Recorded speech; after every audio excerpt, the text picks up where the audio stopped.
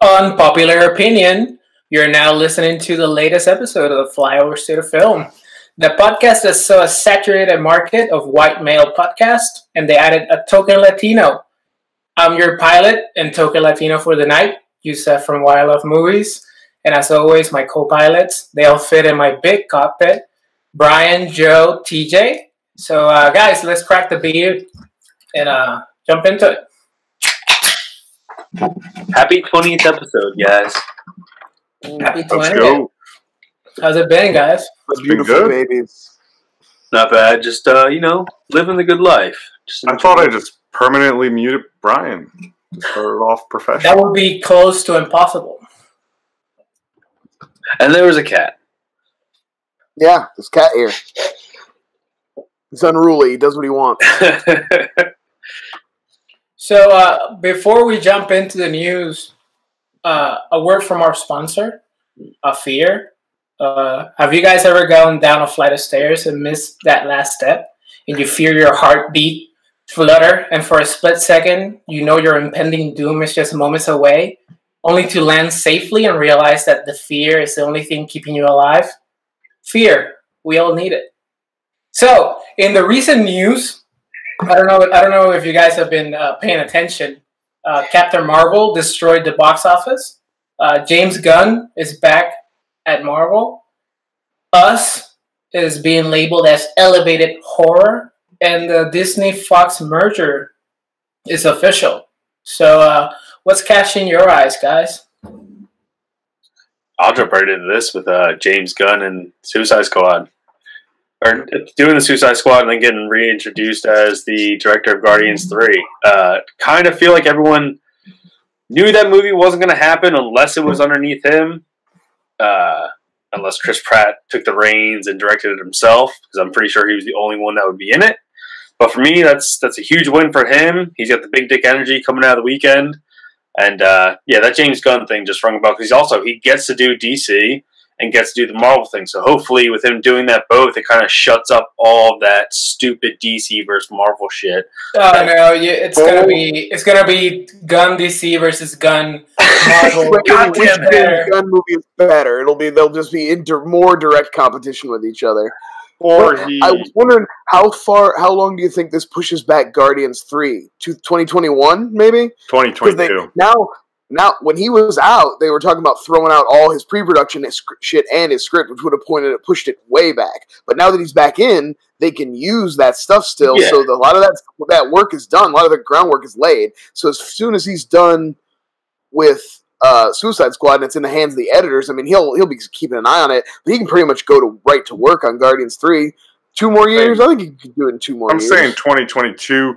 Or what's going to happen is Suicide Squad, he's going to all of a sudden be leaving for creative differences, and the Suicide Squad reboot is not going down. It's going to be hysterical. There's no way WB lets that happen. The uproar of that. Of all WB? No, I think Shazam's going to do good. Coming off the back of Aquaman's popular, Shazam's going to do pretty good. It's not going to do Captain Marvel money, but it's going to do like solid Ant-Man money, which is fine for DC. The Flash. And then next year they'll have Wonder Woman.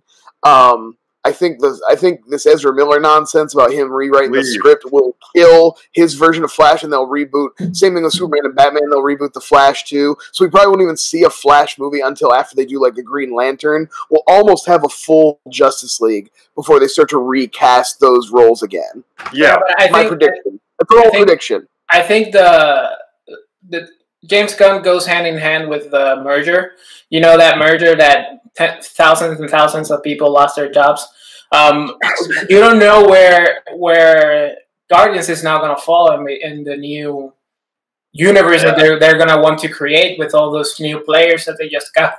So I think. Oh yeah, you can use Guardians to introduce the Shi'ar, and then you can backdoor the X-Men from there. I mean, come on, there's so much to do now. So you can use it to get cosmic with Fantastic Silver Surfer can show up now in Guardians movies, and that you can be your intro to your Galactus storyline, which will be what they do for Phase 5 and 6. I'm just spitballing here, but or Howard the Duck. That's true. And Captain Marvel made a shit ton of money. And there is one thing. No, go ahead. Sorry. The people that are like calling it fake news is, I think that's one of the saddest thing I've seen in my life. Like, no, the craziest thing about that is, out of all of us, when we talk, I was the one who thought that this was going to fall into the Ant-Man So did I. range, but also, like, it's a Marvel movie. You know it's going to be good. You know that she's going to have a huge impact on Endgame, which at first I didn't think. When all these numbers came out, and I was like, wow, well, I was completely wrong thinking that. But it just makes sense, because there's no way to doubt Marvel anymore since Phase 1 at certain points. So, like, yeah, I get it. Here. But, guys, why was her makeup more done up in the Infinity War trailer? No, we're not going to do that. We're not going to rehash that terrible take. No. I'm sorry, but there's really another story. There's a story me. that Jusef didn't talk about. I want to talk about real quick. One of the producers for the shitty Transformers movies came out and said that after Bumblebee underperformed, the next Transformers movies will have more Bayhem in them. And I just want to shout out to this guy who doesn't understand that the reason that Bumblebee underperformed is because people hate the Michael Bay movies, and he drove that shit into the ground that they wouldn't even go see a good Transformers movie. And now he wants to double down and turn back on the, like, oh God, it's just, what you should do is just stop. Just stop. Yeah. Wait 5 years and don't make another Transformers movie, Or and then come out with a loose sequel to Bumblebee. Or scale back your production budget and do a. Yeah. I don't know. Did anybody see Bumblebee besides I did. saw it? I liked it a lot. It was good. It was a very solid. It was fine. You know, it wasn't perfect, but it was fine. Yeah, it was an 80s movie. So why not give 5 years and then do a follow-up sequel to that takes place in 2000 and 5 years from now? Math is my key. And you know that sequel could have a great dramatic role for a stand-up comedian. What do you think, TJ? So Thursday night, there's a good chance on show on YouTube, Kill Tony, I get my shot at doing my first little gig at stand-up. So with that, I figured I'd ask these guys if there's a stand-up comedian today along the lines of Jim Carrey, Adam Sandler, who took a different turn from doing the comedic roles and went dramatic, with Rain on Me with Sandler, Eternal Sunshine of the Spotless Mind with Carrey, and also my favorite, First Kid with Sinbad. Very dramatic film.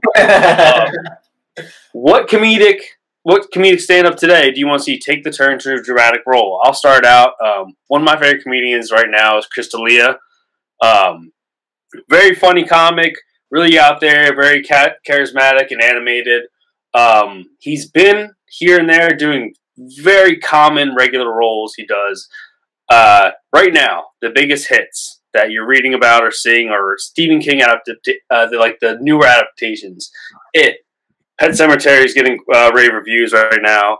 I want to see him because this is going to happen eventually, even though people fucking love this movie, even though Stephen King does not. They're going to remake The Shining. Whether it's 5 years from now, 10 years from now, 2 years from now, you know it's going to happen, especially if Pet Sematary hits. So I think Chris D'Elia would do an amazing role as Jack Torrance, as the father. Just being the guy who goes out into this hotel and just is trying to write a book, but also maintain it. I think that this guy could really show something different. He's talked about wanting to do different roles and stepping out of the comedic term. He's got a movie dropping, or it dropped just recently. It's more dramatic. But I want to see him get a more mainstream role. But other than that, guys, what do you got? Wait, TJ, let me ask you real quick. Yeah. I don't know anything about this comedian, and you probably don't know too much about the Dr. Sleep, the Shining sequel book that they're making a movie out of. Do you think this guy could play grown-up Danny Torrance knowing nothing about him in the Dr. Sleep sequel? It depends on the age. You're just looking at a guy that's 40. Late. So that would be Danny. Then it would be perfect. It depends. I feel like he has more of that Jack Nicholson I could see that.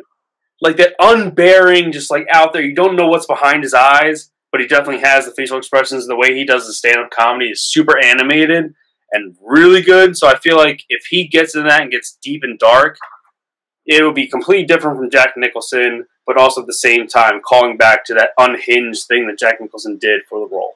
Do you think they want to embrace that since they're... I don't know, there's been like a renaissance of Stephen King recently, but they've been very vocal of like following the books. So do you think this Dr. Sleep will try to pay homage to the movie that he hates, or they will completely ignore it and just stay through to the books? I think they wipe their hands clean of it.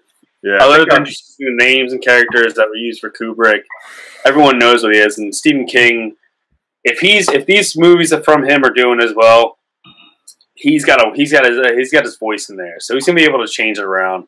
But I just think DeLeo will be able to hit it. With Brian, who you got?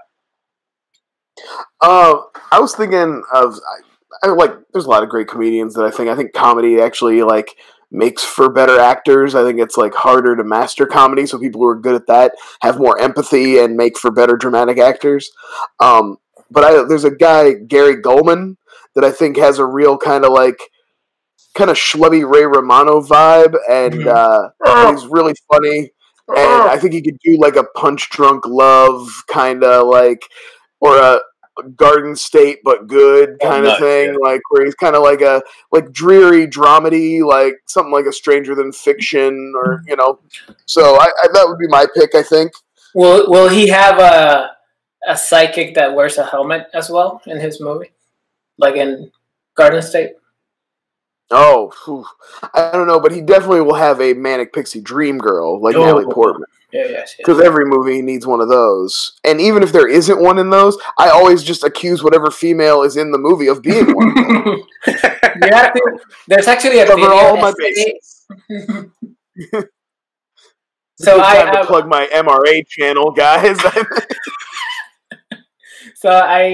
This question was actually kind of hard for me since my favorite comedians pretty much have already dabbled in dramatic roles, like Dave Chappelle, Chris Rock, Bill Burr, and even Ray Romano, like you mentioned. Like he's recently been killing it in the dramatic thing.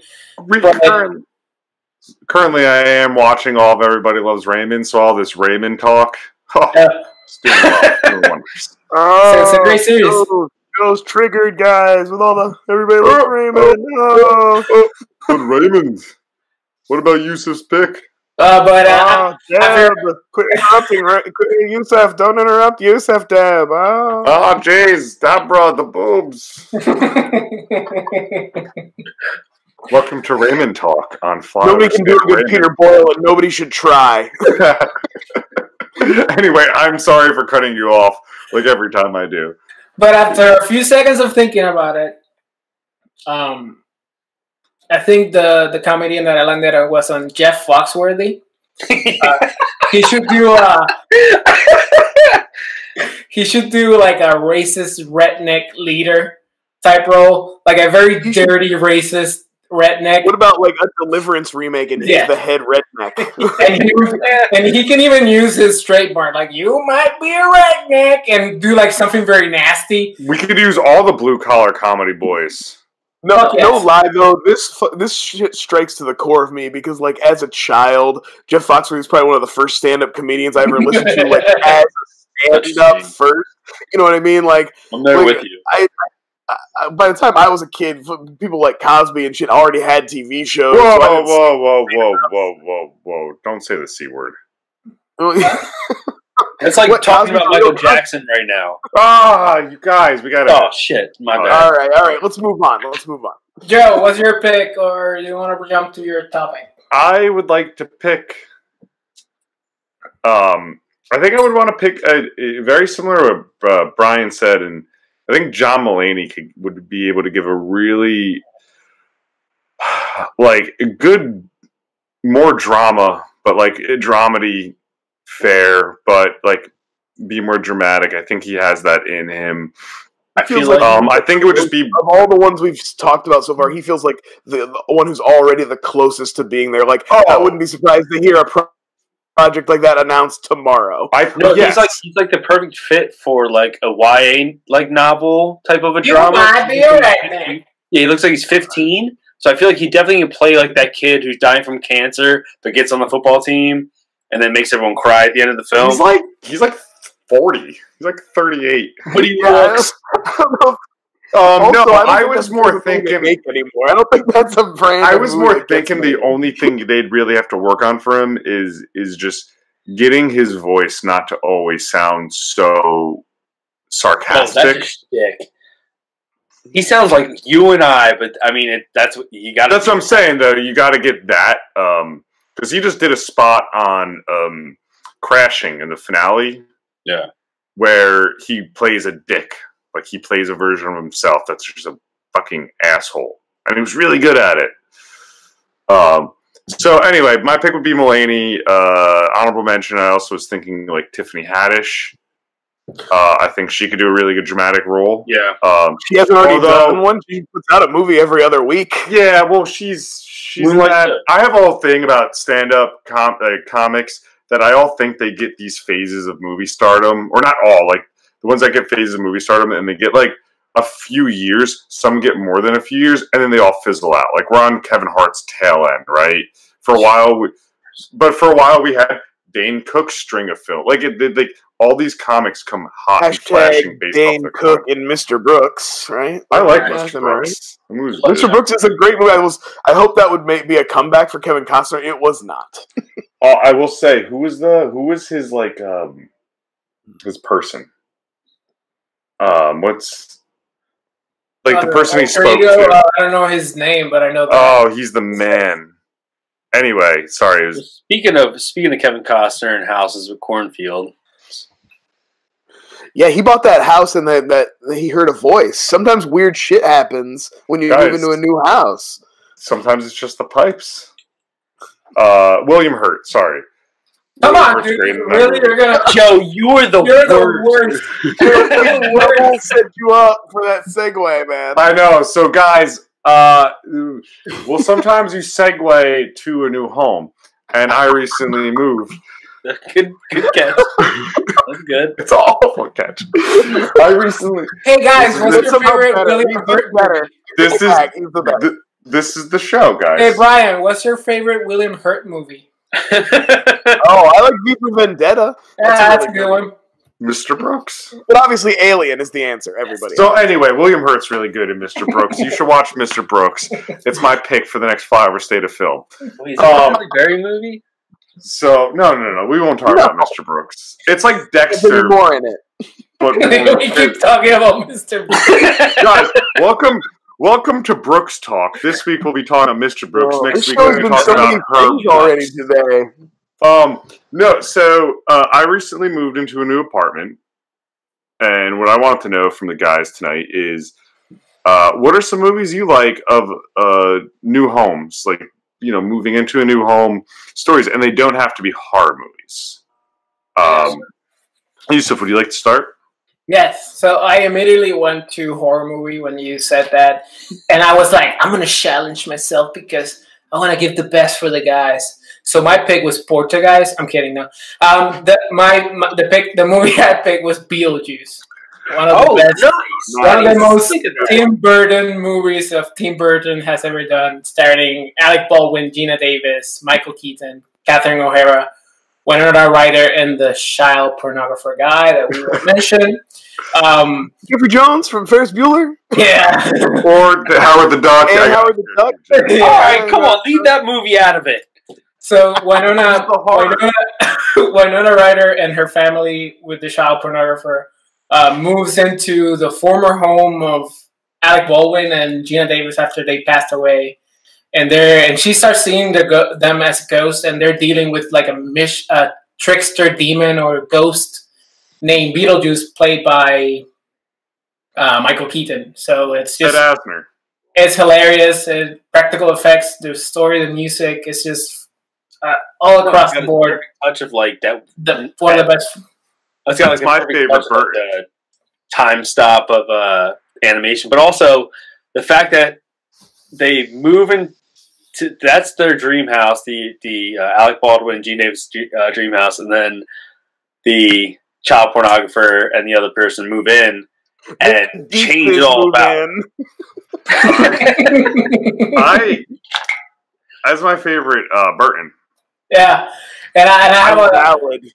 And I had a backup pick just in case somebody stole it. You know what? Wait, you know what really resonates with me right now, with moving in with that movie, is them trying to be like her doing the walls and be like, oh, this color, like they actually have the home improvement stuff in that. Yeah. So, and like you're not of what happened before. So that actually is a great pick. I think it's also of this podcast for sure, right? Like we should put Beetlejuice on the back bucket for this podcast for sure. Yeah. I love it. All right, TJ.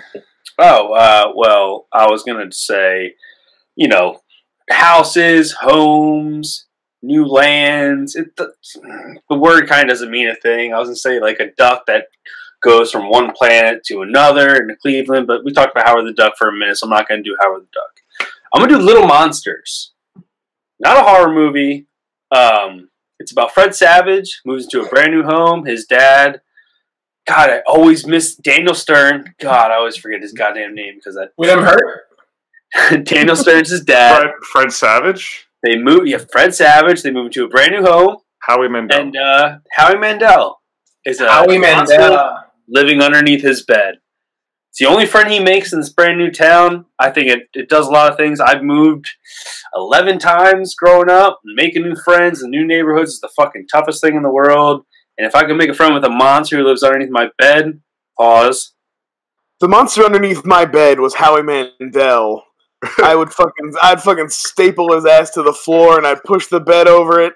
And I'd never ever see him again. You could just touch him with one finger. I remember that movie a little bit, but then it was on Netflix and my kids started watching it. And that movie is a goddamn horrendous piece of shit. I'm going to tell you right now. All right. Did your kid like it? Crossing out the movie I picked for our next episode. Just crossing the movie out. Not a big deal. But also, it has a great team up of Fred Savage and Ben Savage. Ben Savage, yeah. The Savages. No one cares about by Oliver Stone. Yeah, but do you think Monsters Inc. colored solely based on Yeah, absolutely. Looks just like him, right? It's a very similar concept too. I mean, like the bones of it are similar. I mean, no. It's literally to the T because of the horns and everything. Fun fact, guys, if anyone gets a chance, please revisit Little Monsters, a great 80s classic. Don't do that. Fun fact about Monsters, Inc. is they were developing in the mid-90s an Ariel Monsters movie at some point. That got scrapped, and they actually took some of that development and put it into Monsters, Inc. Yeah, Ariel Monsters is a very similar concept. Yeah, and just for Monsters concept, because I guess, you know what, if I was writing a movie about monsters like that, I'd recruit that. What do you got, Brian? Yeah, what do you... Oh, well, I'm glad that everybody stuck to the pseudo rule of no horror movies, leaving me open to say my favorite horror movie, a classic. I mean, what comes to mind first? A family moving into a new house. Motherfucking Amityville Horror, man. Yep. That shit is one of my all-time favorites. It's a classic. I mean, I understand that for modern audiences, who don't get into the slower moving stuff, I get it. It's fine. But fucking James Brolin's performance is great. Margot Kidder is great. Whoa, you didn't pick Ryan Reynolds one? Oh, man. We can talk about that. I'm kidding. Ryan Reynolds' performance, though, is about the only worthwhile thing in that movie. But except they put in those shitty red contacts. You remember he had those contacts? You could scare the hell out of me. Outside of it. I was like, good God, man. But anyway, original Amityville Horror, is just a classic. It builds the tension. It builds suspense. It's been parodied 1,000 times. I'm not even going to waste my breath going over the plot. Everybody knows. Yeah. It's an all-timer for me, and so I couldn't. I'm glad that you guys did the work so that I could pick this very cliche and very obvious choice. Not only the fact that you picked that, it's James Brolin in that looks like he literally stayed awake the entire production of the film. Oh, yeah. He didn't sleep at all. No red contacts on that dude. He's in it to win it. Each of them in the franchise, even The Possession. I love Amityville 3, The Possession. I like the second one because Paulie from Rocky's in it, and it actually covers the legit murders that happen. Yeah, which I think and is a pretty dope story. The house is not even just like each movie is the one family. Like The Conjuring's always the one group of people dealing with something or something like that. This is a house with different groups of family each fucking time, which makes it probably. Meg Ryan's in the third one, right? What was that? Isn't that Meg Ryan in the third one? Well, I'm saying it's like different. Yeah. Oh, yeah. Wait. Yeah. The actress Meg Ryan. Did you watch that Ryan documentary about that the kid living there made? Yeah, like it was on Netflix, wasn't it? Yeah, it wasn't bad. It was pretty good. It wasn't too bad, just him interviewing about what really happened and his memory of it and everything. Yeah, it was pretty good. I watched a lot of shit about. That's the first place I ever heard about the Warrens too. Obviously, from The Conjuring, that's like was everybody. A lot of people's. One time I went to school in PA, and this girl, like, there's an Amityville, PA, and this girl's like, yeah, that's where the Amityville Horror House is. Like, no, it's in New York. She's like, I bet you it's in PA. I'm positive. And I was like, listen, lady, it's in New York. It's an undisputable fact. It's actually on Amity Island from Jaws. So yeah, just the fact that house looked like a demon from the outside with those fucking windows. Mm-hmm. The eyes. Yeah, absolutely. Beautiful iconography. Joe, did you have a pick for this? Like I did. It's the Lake House. No, I'm kidding. No, I love the Lake House. No, actually, my pick. It's legitimate, but it's more of like I want you guys to be implored to watch a So Bad It's Good movie. There's a great house get made for Safe Haven. This awful Nicholas Sparks movie. Okay. And it's a great how this get made. I recommend that podcast to you guys all the time. Does it have a poster of two white people almost kissing? Yeah, actually it does. Who's one a guy and one a girl? No, my pick, my pick, that is a pick of mine, but my pick I'd like to talk about, also a horror movie, would be The Conjuring. Very similar vein of the Amityville. And that first Conjuring does resonate a lot with me. Thank God, not this apartment. This apartment is very. It's a much better update of Amityville than the Amityville remake. Yes. You know. Yeah. The first Conjuring, when it came out, I was moving into my senior year apartment, in college, and I moved into an old fucking apartment that was terrifying, and I saw The Conjuring 5 days prior.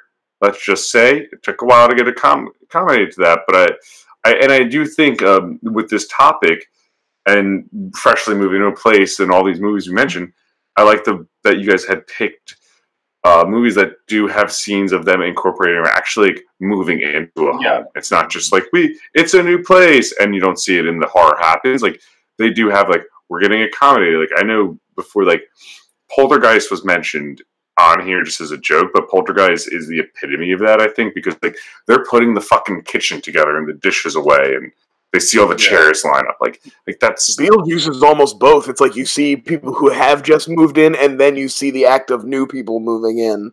But in the lake house, like there's no blinds on any of those open windows. Don't spoil the movie for me. Yeah, I've never seen it. To be honest with you, it's a beautiful home and just this really great story. Who stars in that? Keanu Reeves. Keanu Reeves? Yeah, he's really good at Kung Fu. Keanu Reeves is a great martial artist. How about we decide who's the best martial artist? Brian, the best martial arts movie. I think my question that I want to pose to you guys for my segment here is not just the best martial artist, but maybe the best martial arts movie star.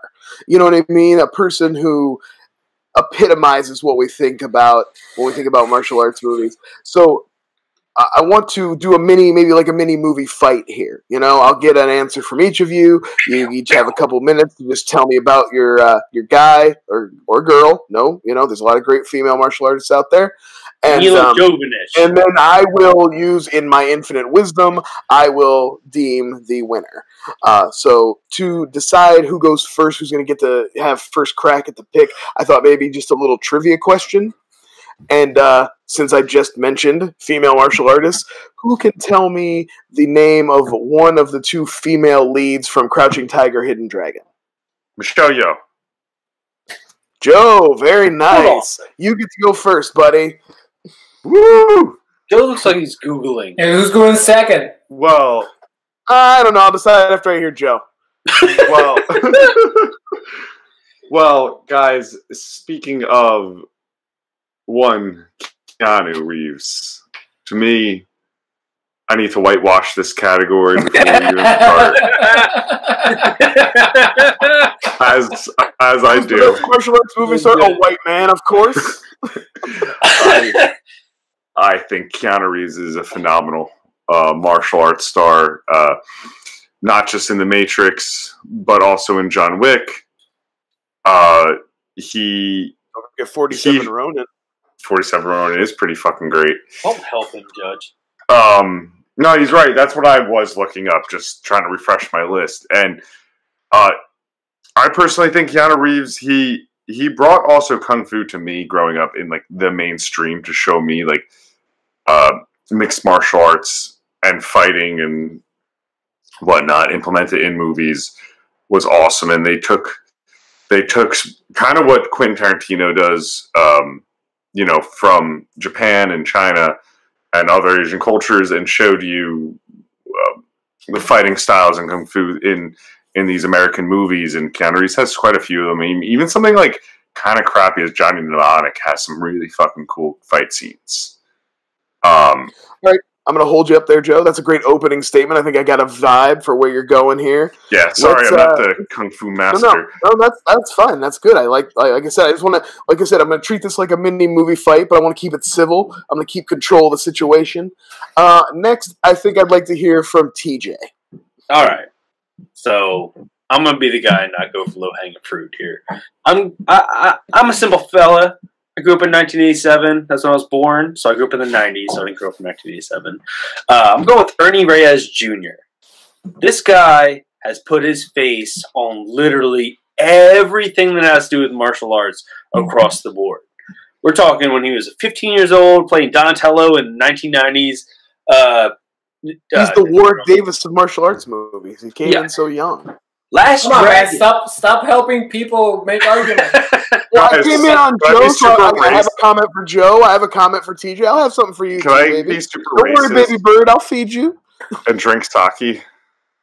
Yeah. Oh, absolutely. Yeah, sure. It's Japanese. Racist. At least, That's racist, but yeah, it's fine. Racist. I said super at least racist. TJ picked an Asian. Thank you.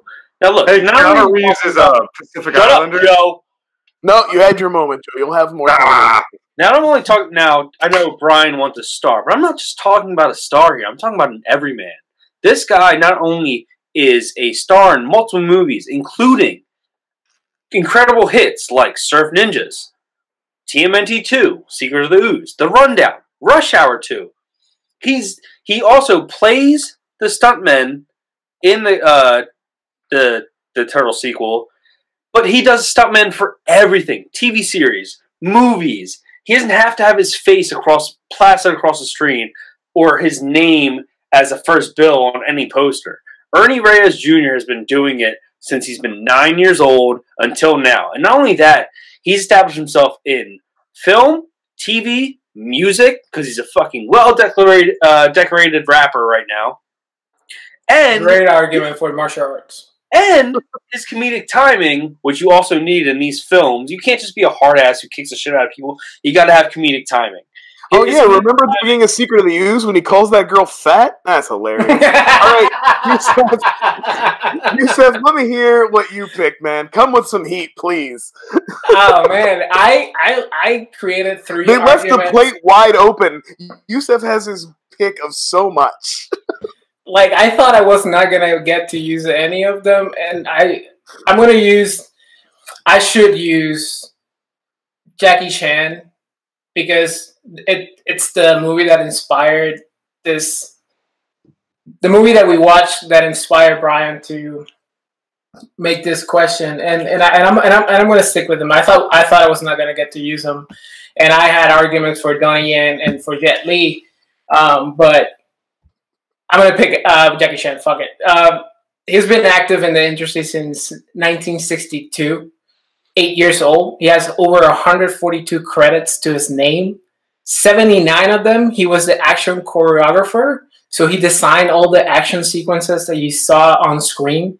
18 of them, he was the director, and 16 he was the writer, including the incredible Police Story 1 and 2.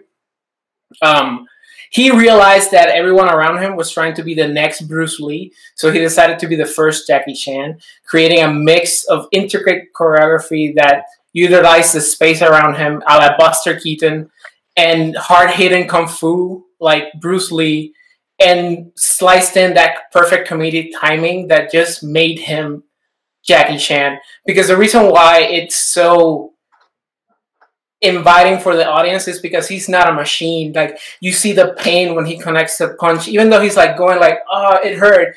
It allows the audience to like breathe and go like, oh, this is a human being doing this stunts.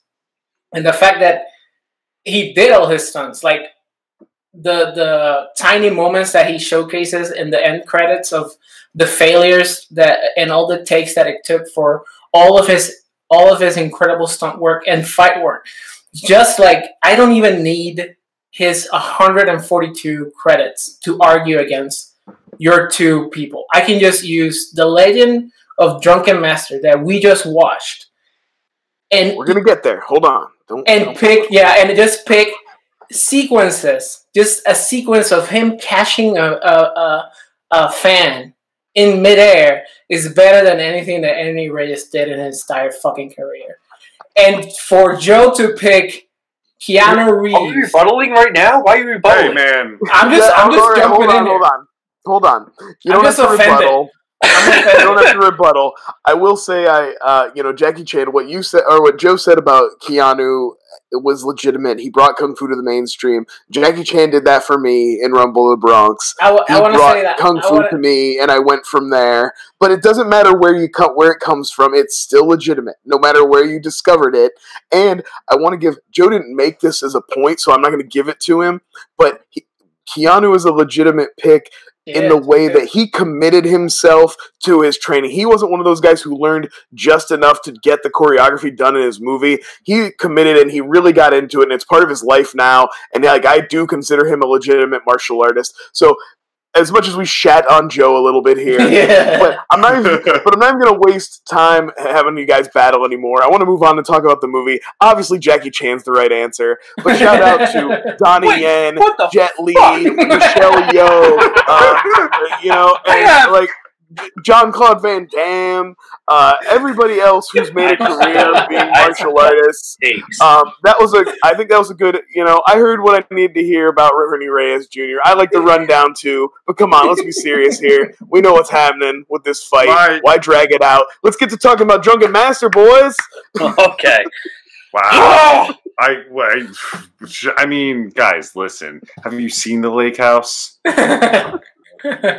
So I heard it was Keanu and Sandra Bullock have an amazing fight scene in that. Is that true? It's Daredevil's levels, playground-esque. So I just pasted my 3 stupid arguments in the Twitter, thinking one of you assholes was gonna pick at least Jackie Chan. Let's put it this way: you mentioned Rumble in the Bronx, and I love Rumble in the Bronx. All right, so good, I got to pick a great movie again. This time around, I picked Legend. This is probably legitimately the best movie we've watched. This is the best movie. Lie. This is it. Kind of by a question. Am I being seen Urban Legends? I would say this is better than the whole Lord of the Rings trilogy.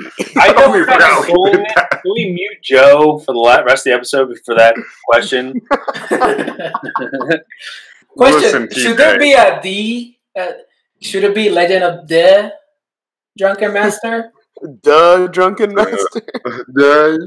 No, I like Legend of Drunken Master. I was getting confused because it's also just Drunken Master. It is the Legend of Drunken Master, right? That's the Legend of the Drunken Master.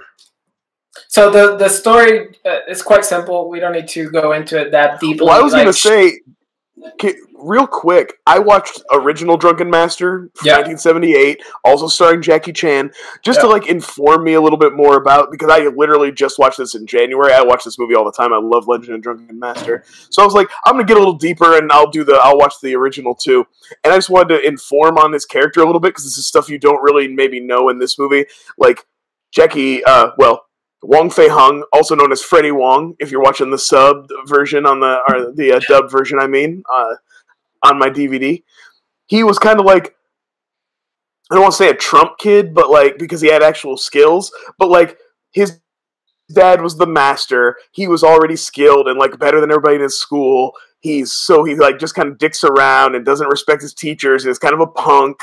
And his dad basically calls in his uncle, so Jackie's grand uncle, who's this great trainer, to train him in drunken boxing and kind of like discipline him and break his spirit, but also make him the most badass dude on the planet. So that's kind of the plot of the first movie. Just give a little overview of like what his character was and the arc he goes through in that movie. For 30 seconds, I thought I watched the wrong movie. I was like, wait a minute, wait. No. I'm just talking about the original, just for a little context, you know. I'll be honest with you, and I enjoyed the movie, but I did wish the Netflix one was subbed. Was dubbed, I should say. It was subtitled, and it was dubbed. Subtitled, was it? It was subtitled. Come on, man. Read subtitles. You can't read subtitles? I could read subtitles. Especially dubs for action movies, because you want to watch the fights and stuff. They're not talking through the fights. Focus. No. They do talk during the fights, very rarely. Like one sentence. I had shit going on. And if I turn away for 2 seconds or so, I'd feel out of it. That's my only point of that. I'm not a snob about subs versus dubs. In fact, I'll do both. Racism. I don't care. It's not racist. It's not racism if I want a dub. I give a shout out to Jusef. I made you guys watch Troll Hunter, which is all subtitles. Yeah, it was great. All Norwegian subtitals. So for this to be dubbed and be able to watch it, it's no different than Rumble in the Bronx. It's all dubbed. Even the Americans. Would you watch it dubbed? Americans were dubbed. Yeah, so quickly, so we can just talk about the actual movie. The story is simple. Shang and his father and the house servant are on a train. Through a series of shenanigans, they end up with a stolen jade statue. The bad guys want it back because the bad guys are stealing all the... It's a seal, and they need it to, like, stamp some paperwork so they can steal, like, treasures out of the country, from out of the country. All the Asian trinkets that they're trying to sell. It's the plot of a lot of Kung Fu movies, actually. Westerners trying to steal Asian culture. Yes. National treasure. And I love the first fight.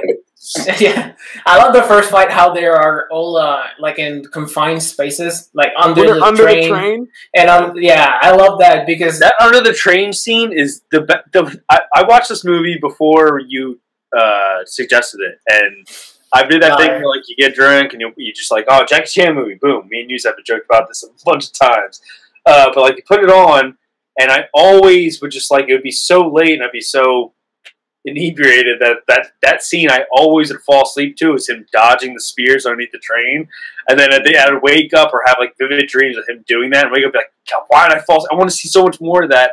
And then finally, with this watching it, I got to see the entirety of it. I love the wobbly sword. That's so martial arts classic from Chinese. The like tin sword that like wiggles and wobbles. And there we see the flashes of his style, of his drunken style. Yeah. And the master calls him he's not a master. He's a high-ranking officer. I was gonna say he's a general, but I'm sure he's a master martial artist as well. I couldn't help but think of in Mortal Kombat, there's a Drunken Master character. Yeah, yeah, absolutely. I used to use him a lot. Style. And I just couldn't help but think of that character the whole time for this movie. This is my first. And watch. again, if you want more background on the drunken style, it's in the first movie. Yeah. Like they talk all about the 8 drunken gods and the train and all the different styles and what they mean. But this one, it gives you a lot of fun, little concise things. You know, they talk about the flute, and I love Jackie's little things in the middle where he's like, "Turtle holding wine barrel." That's what I found interesting. Monkey drink master's wine. And, Down the hatch. Maybe you guys could explain this one to me. Is in the dialogue of it and during the fighting, him explaining what's going on, and for comedy, like I just it was different for me to watch. No, okay. So I was going to use this in the argument we just had. There are moments in Jackie Chan films, and I'm going to get a lot of hate for this right now. Do it. There are moments where it looks like Christopher Nolan extra, where you know the telegraph move. And the extra does it already before Jackie Chan's able to really commit to it. There are moments in this that happens, but it makes sense because the drunken angle of it kind of makes you erase all that too at the same time. It's like a lot of the drunken boxing is like feints and him making missed shots and them missing shots and them so. I think a lot of that's built into this one too. It just makes sense. The bench. It's all about that bench. Oh, yeah. Fuck yeah, Jackie Chan sees a little wooden bench, and he knows what is up. Yeah. He's like, it is time to go to work. I got a little wooden bench, and I'm going to beat some asses with it. That's true, actually. Anything that fits over his shoulders will be used as a weapon. If he can do this move, you're dead. Jackie Chan does best. It's foreign objects, any type of foreign objects, bamboo sticks, ladders in Rumble or Mr. Nice Guy, that Jusef was just suggesting, where he just puts it over his shoulders, is able to twist it around. Mm-hmm. He is literally the best martial artist at doing anything that has. Oh, thank you. I know. An item has. Well, the thing about that's great about Jackie Chan is he throughout his career he made a point to go out of his way to solve that old criticism about how does one guy fight a group of guys without it looking like them taking turns. Yeah. So everything is about constant movement and keeping guys, and so he's always moving away, so people have to catch up with him, and that's how it's one gets to him sooner than the other, and that's how we kind of space out the fighting a little bit. Yeah. He's always working, but yeah, I think a great way to talk about this movie is to go through it by the fight sequences, right? Yes.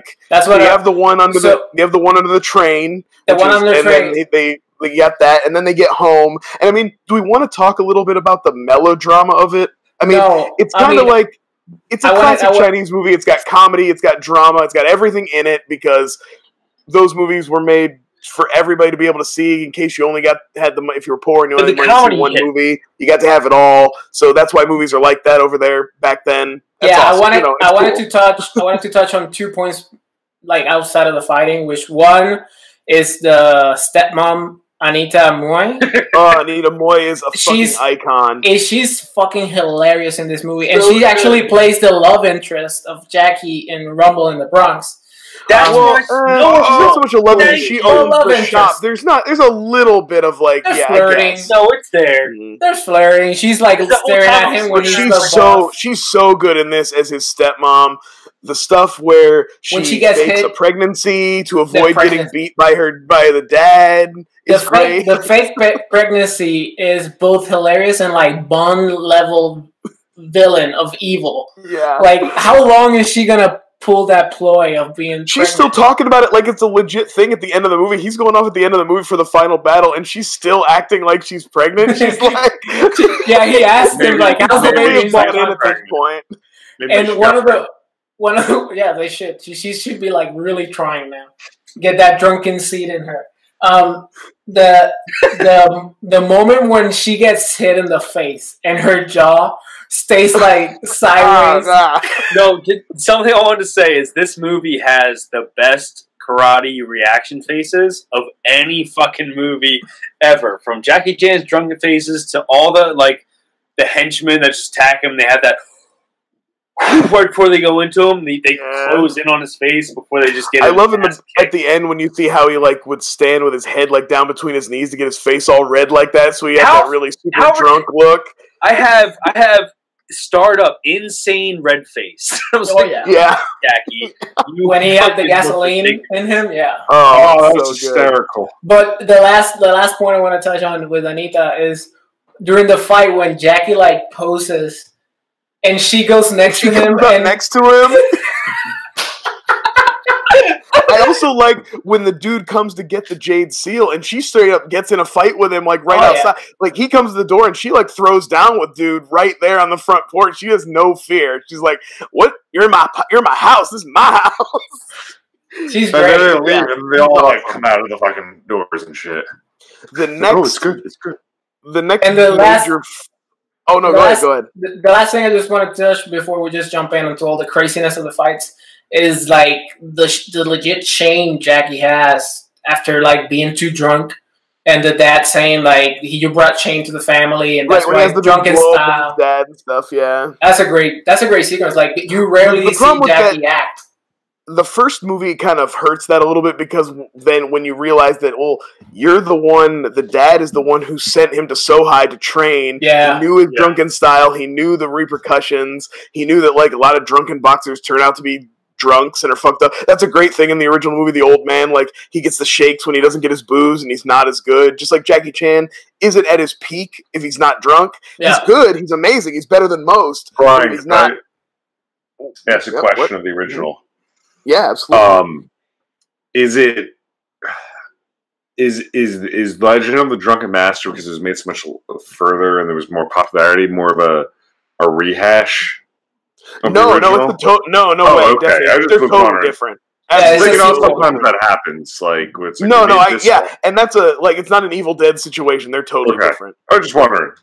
I'm gonna go. I want to talk real quick about the next major fight because it's one of my favorite cliches in a kung fu movie. And I tweeted about this, so anybody wants to check my Twitter feed. I had a whole thread about Drunken Master because I've seen this movie so many times. I just couldn't shut up about it. But nothing I've said there is going to be better or more thought out than shit I'm saying here. So you might as well just tune in and stay with me. But they made it this far.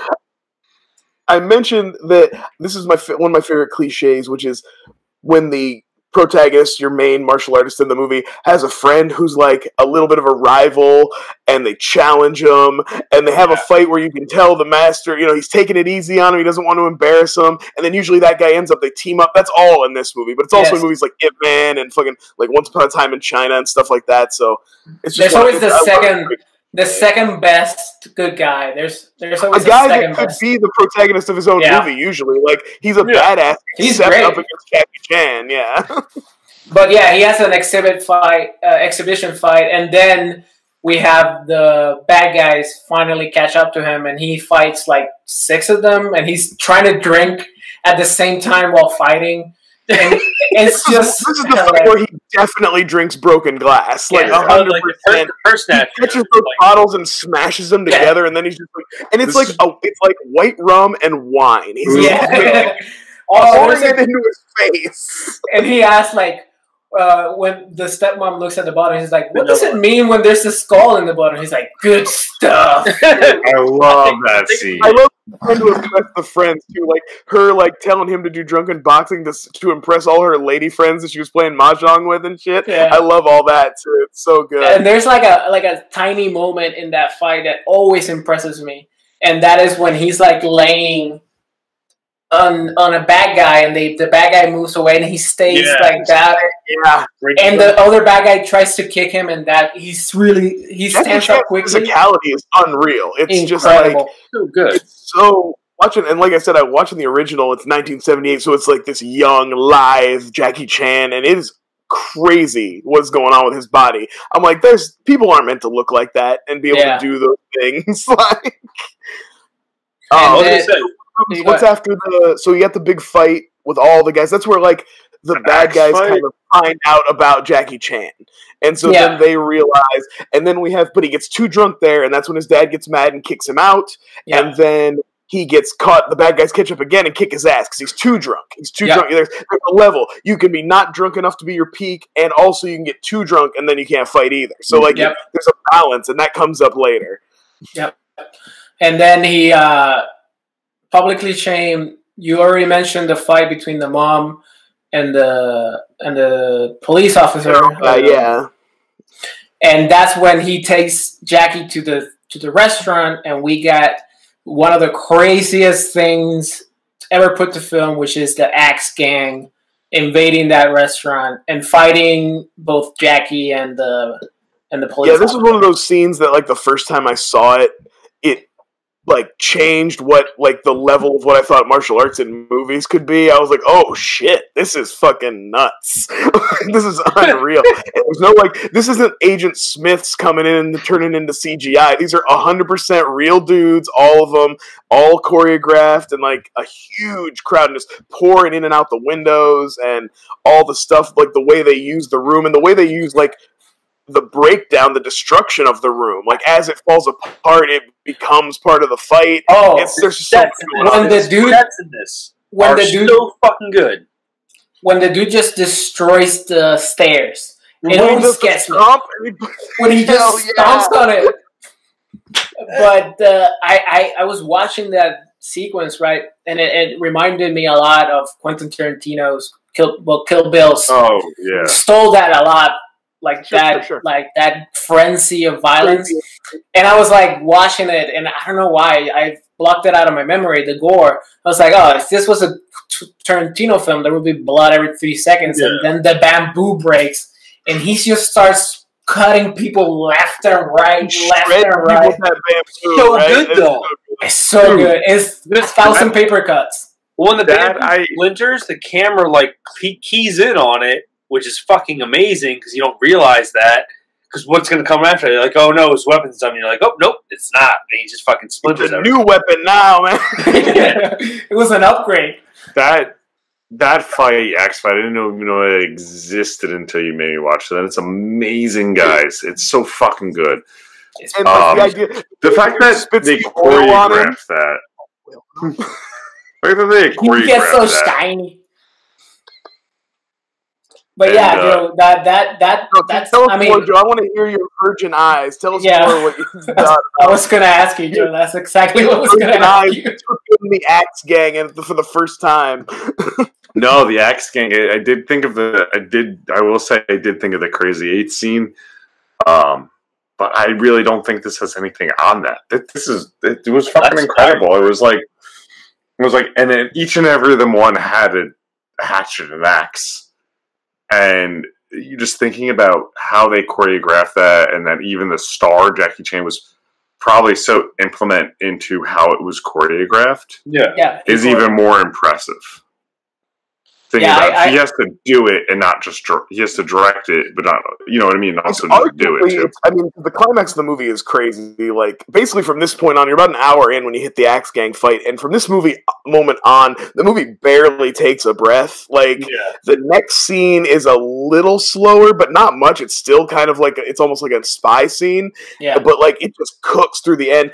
But arguably, like, even with how good that all is, this is still the peak of the movie. This is the climax as far as fighting goes in the movie. It's hard to argue that like the Axe Gang scene isn't the best fight scene in the movie. It is the best, but I do fucking love the ending because the ending feels like the firefighters. Well, and the Axe Gang thing doesn't have drunken boxing in it, so I guess that also that kind of negates it a little bit. And he just kicks at.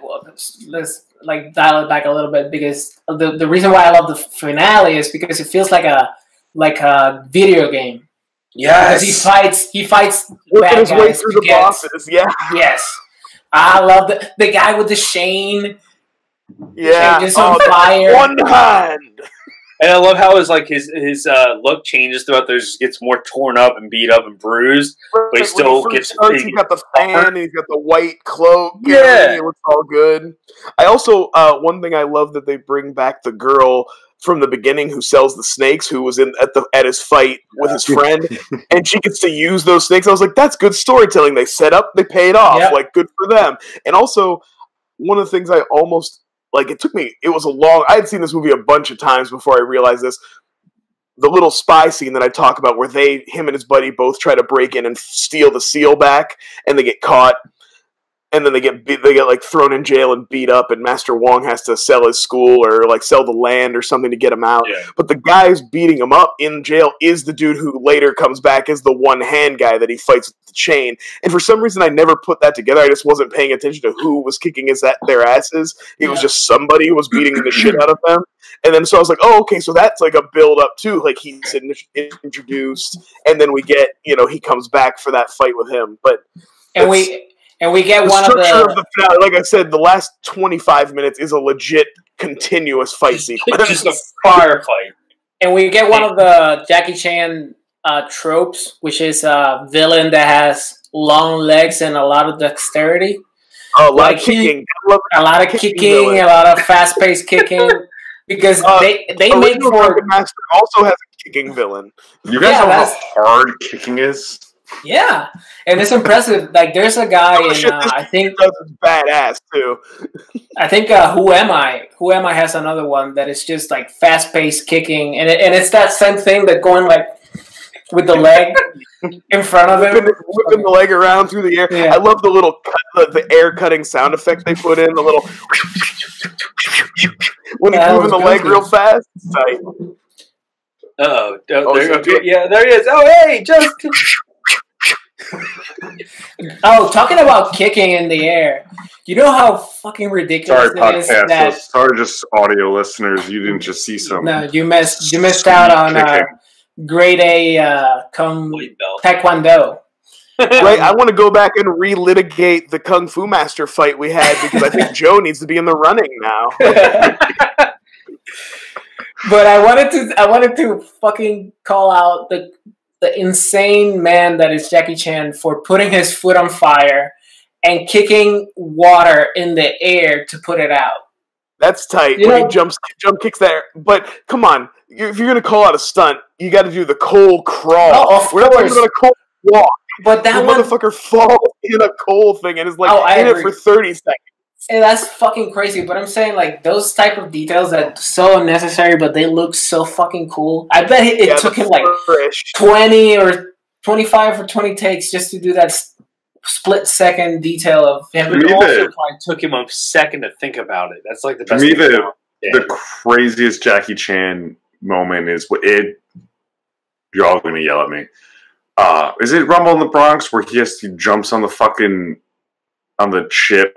He breaks his fucking. He broke his fucking leg doing it, and then when he got the shot, of him zipping up the fake-looking shoe over his cast is something that's like burned into my mind. And he's so happy too. He's like, yeah. And the fact that you watch that now and you're just like, wow. Imagine how I'm not insured they'd get. Imagine Tom Cruise. Tom Cruise, no, dude. One now. Dude, that's not inspired. That's not even the craziest Jackie Chan thing. Jackie Chan fell and broke his skull. Like, he legit broke his skull once, and they kept like, oh yeah, sure, you want to jump off a building? Go ahead, man that just broke his skull 2 years ago. Sure. Do it up. But yeah, we get the final fight, and where Jackie just goes for broke because he's like, he can't beat the bad guy, so he starts drinking gasoline straight up. It's like kerosene. It's like the shit they use to light the fires or whatever. We talked about he has to get the balance right, so he like drinks a little too much and he has to puke a little up to get like the perfect balance. And we haven't talked about it, but one of my favorite things in this whole movie is when he hits that perfect drunken balance, the sting, the music sting, when he does it, he always does his little and the rate. I love that little sound. I always love the impractical, and I bet it does nothing in real life. The spinning headbutt when you the jumping. It's fucking hilarious. But I do love like when he's jamming his nose in the dude's eye. I was like, that's some great like dirty drunk shit to do to somebody. Huh? No, the other guy puts his chin in Jackie's eye, and then later Jackie Chan jams his nose in that dude's eye. And when they break away, both of them like rub their noses and their eye like in pain. But yeah, I mean, that's pretty much the entire film. We're just gushing over it, and I'm happy we saw it because I've been Joe, as a non-kung fu guy, will you watch more kung fu movies now? Will you try to like seek some more out? You know what's funny? This this has made me, especially speaking tonight, has made me want to, after this at least, even though I've seen it before, watch Rumble in the Bronx, which I haven't seen since I was young, or even like a Rush Hour. Like it does make me want to seek out more kung fu. Yeah, Rush Hour is not kung fu, but just a Jackie Chan film. You know what I mean?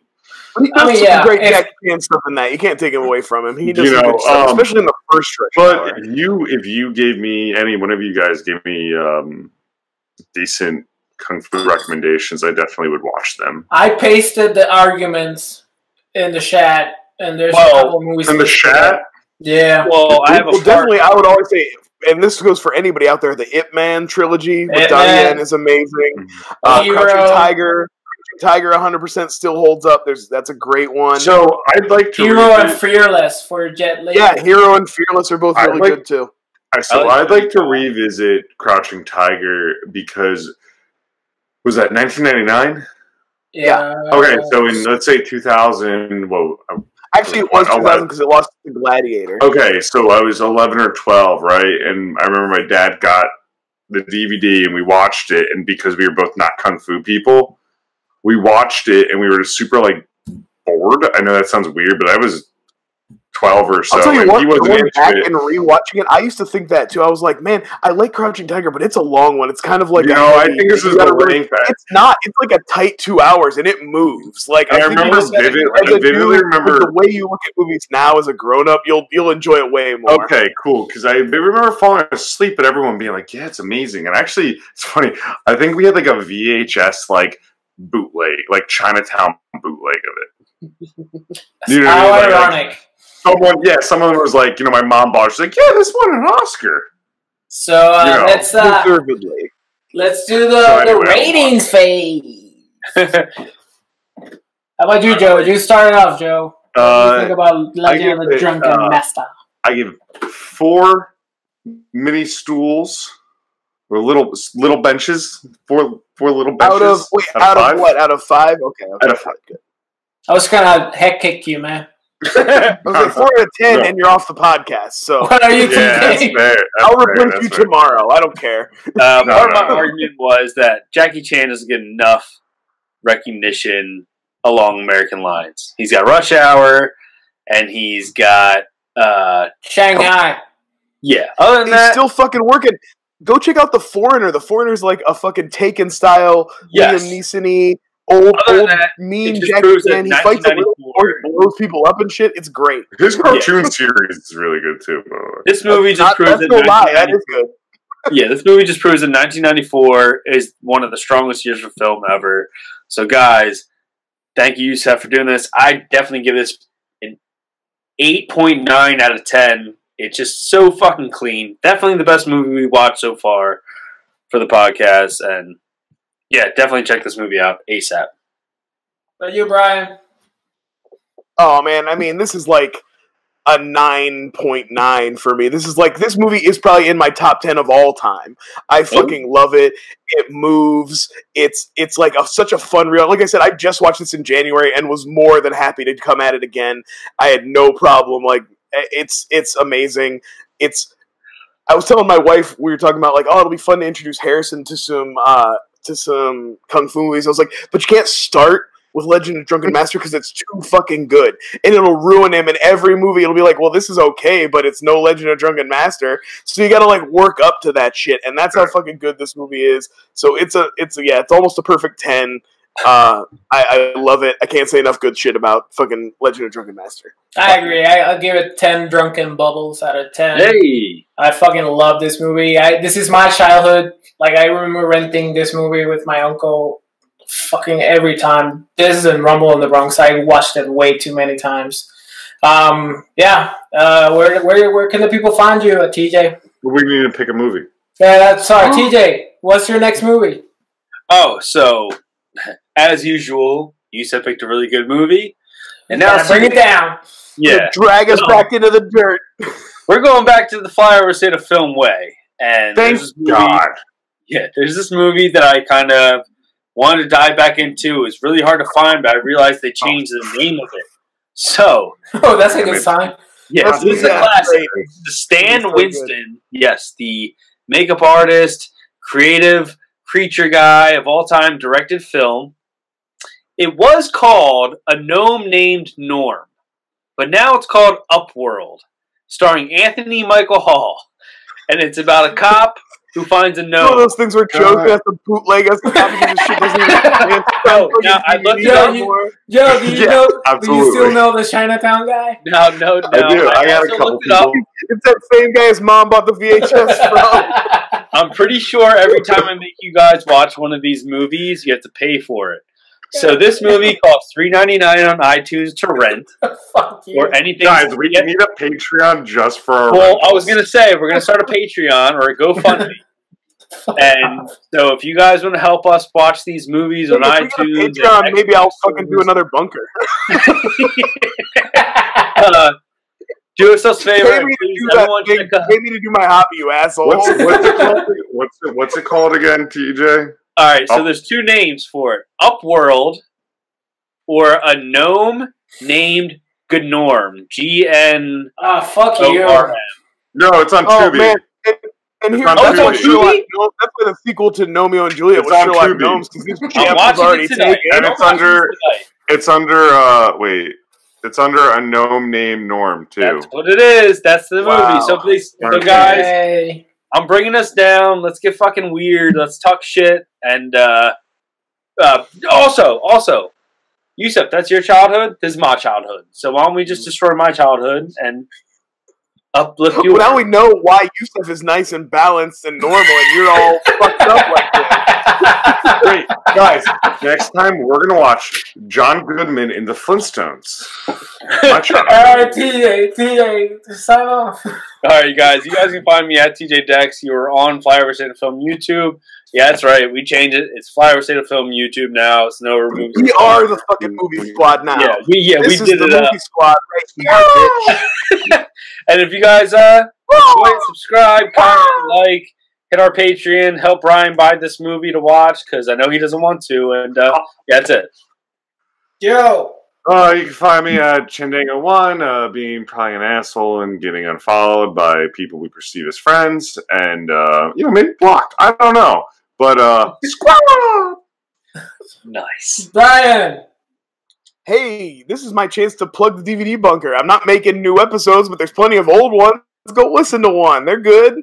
Zodiac, Lord of War, Gross Point Blank. Other movies, we talked about a lot. I got like 70 episodes up. I beat the shit out of this podcast. 20 episodes. That's bullshit. Call me when you've done something. Anyway, you can find me on Twitter at Hercules. Also, offending people that I thought had a sense of humor. I guess. I don't know. Sometimes the mild salsa is too spicy.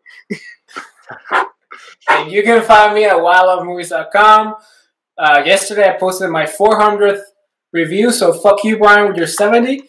And just here. Just hanging out. Thank you, guys. Peace out.